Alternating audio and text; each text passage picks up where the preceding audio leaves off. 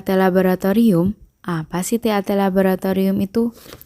Turnaround time atau TAT atau waktu penyelesaian adalah waktu yang dibutuhkan oleh jenis pemeriksaan tertentu mulai dari pengambilan sampel sampai hasil pemeriksaan diberikan kepada pasien. Atau bisa juga diartikan sebagai gambaran interval antara saat tes diminta sampai dibuat keputusan. TAT laboratorium dibuat dalam hitungan persentase dari semua hasil yang diselesaikan dalam interval waktu. Misalnya 90% atau 95%. TAT laboratorium merupakan titik awal waktu penerimaan sampel, waktu registrasi, atau waktu sampling analitis, dan titik akhir waktu penyelesaian analitis, waktu verifikasi hasil, transfer hasil ke waktu rekam medis, dan waktu pencetakan laporan. Turnaround time atau TAT merupakan salah satu indikator kualitas dalam proses laboratorium. Langkah berdasarkan Lundberg, siklus pengujian TAT secara total ada 9. Yang pertama yaitu pemesanan, yang kedua pengumpulan, yang ketiga identifikasi, yang keempat transportasi, yang kelima persiapan, yang keenam analisis, yang ketujuh pelaporan, yang kedelapan interpretasi, dan yang kesembilan yaitu tindakan. Untuk klasifikasi TAT laboratorium, yang pertama yaitu ada pra-analitik atau perihal persiapan, yang kedua ada analitik atau analisis, yang ketiga yaitu pasca analitik atau pelaporan ke tindakan. Adanya faktor yang mempengaruhi TAT adalah sebagai berikut.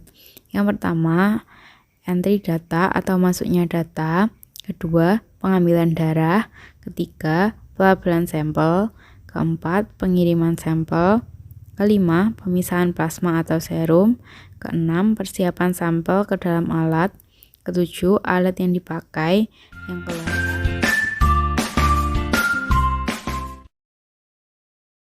Di sini saya akan menjelaskan apa itu antikoagulen.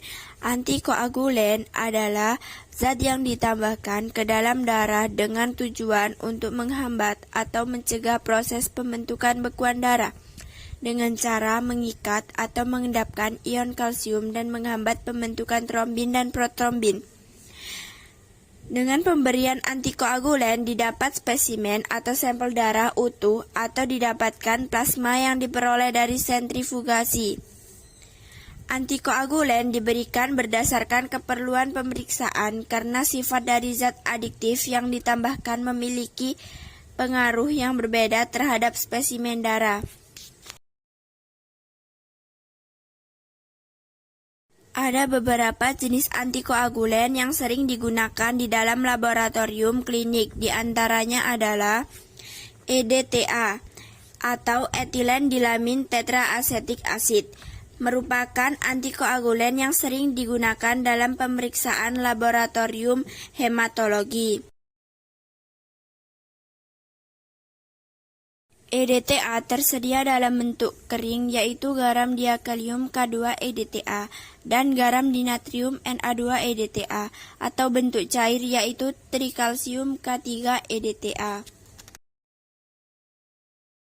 Natrium sitrat atau trisodium sitrat dihidrat merupakan antikoagulen dilatoksik. Natrium sitrat menghambat koagulen dengan cara mengendapkan ion kalsium sehingga menjadi bentuk yang tidak aktif.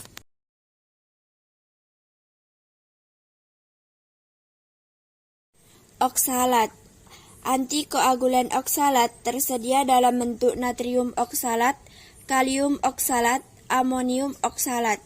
Oksalat bekerja sebagai antikoagulen dengan cara mengikat ion kalsium, umumnya bersifat toksik dan berbahaya.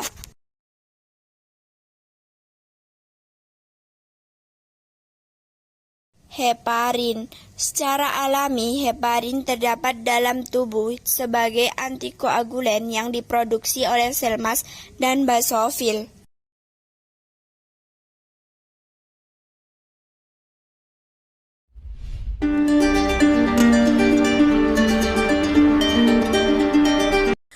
Plasma darah merupakan bagian cairan dalam darah yang berwarna kuning terang.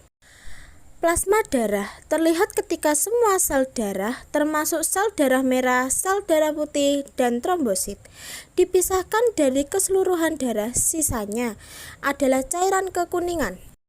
Plasma terdiri dari 91-92% air dan 8-9% zat padat. Zat padat yang pertama, koagulan yang berisi fibrinogen yang berfungsi membantu pembekuan darah. Yang kedua, protein yang terdiri dari albumin dan globulin berfungsi membantu menjaga tekanan osmotik fluid pada sekitar 25 mmHg. Yang ketiga, elektrolit yaitu terdiri dari natrium, kalium, bikarbonat, klorida, kalsium yang berfungsi untuk membantu menjaga pH darah. Yang keempat, imunoglobulin yang berfungsi membantu melawan infeksi dan berbagai enzim, hormon, dan vitamin dalam jumlah adalah sebagian dari jumlah dan karakteristik yang dimiliki oleh populasi. Manfaat sampling yang pertama yaitu menghemat biaya penelitian. Yang kedua, menghemat waktu untuk penelitian. Yang ketiga, dapat menghasilkan data yang lebih akurat. Dan yang keempat, memperluas ruang lingkup penelitian. Dan masih banyak lagi manfaat dari sampling.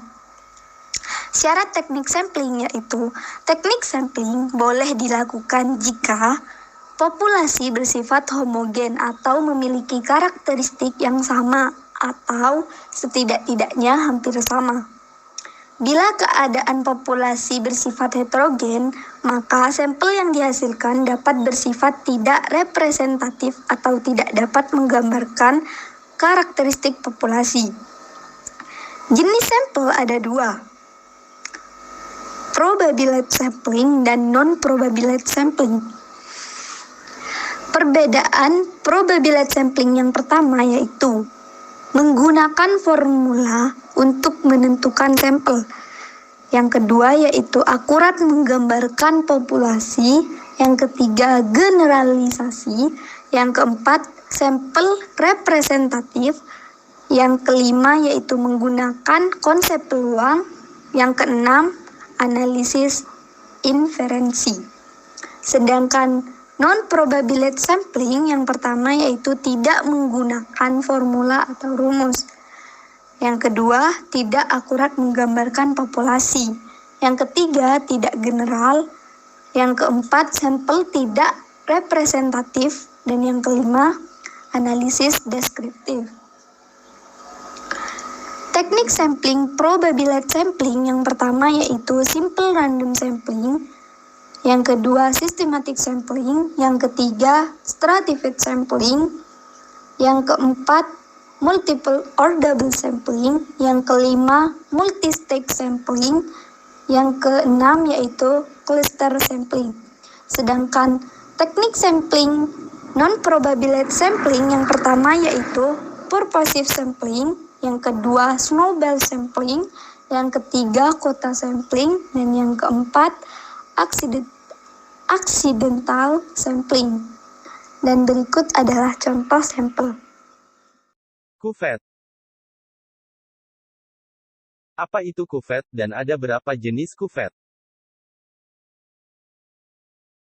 Kuvet adalah sebuah tabung kecil dengan penampang melintang berbentuk lingkaran atau persegi, yang ditutup pada salah satu ujung, terbuat dari plastik, kaca, atau kuarsa leburan untuk cahaya UV, dan dirancang untuk menaruh sampel untuk percobaan spektroskopi.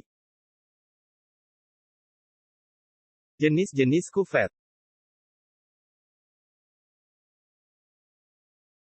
Kaca optis, memiliki jangkauan panjang gelombang optik 340 sampai 2500 nanometer yang mentransmisikan lebih dari 80% cahaya bersama dengan toleransi pencocokan 1% pada 350 nanometer. Plastik, dengan panjang gelombang yang dapat digunakan pada 380 hingga 780 nanometer, spektrum tampak. Kuarsa UV, dengan panjang gelombang yang dapat digunakan pada 190 sampai 2500 nanometer, dan toleransi pencocokan 1% pada 220 nanometer. Kuarsa es, dengan panjang gelombang yang dapat digunakan pada 190 hingga 2,000 nanometer, dan toleransi pencocokan 1% pada 220 nanometer. Kuarsa IR, dengan panjang gelombang yang dapat digunakan pada 220 hingga 3,500 nanometer, dan toleransi pencocokan 1% pada 2,730 nanometer.